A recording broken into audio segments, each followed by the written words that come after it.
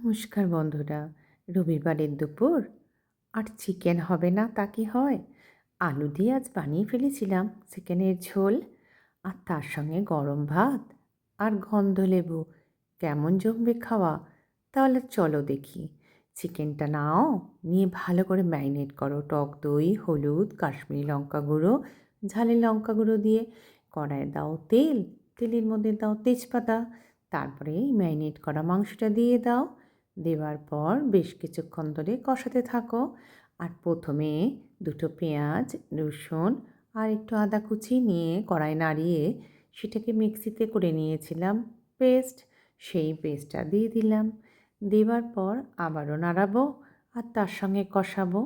আর কষাতে কষাতে যেটা করব, একটু দেবো এলাচের গুঁড়ো। আর যদি নুন কম হয় তাহলে দাও পরিমাণ মতো নুন। আর এই ঝোলটা খেতে হয় দারুণ। আর জানো তো, ছোটো আলুগুলো দিয়ে চিকেনের ঝোল খেতে দারুণ লাগে।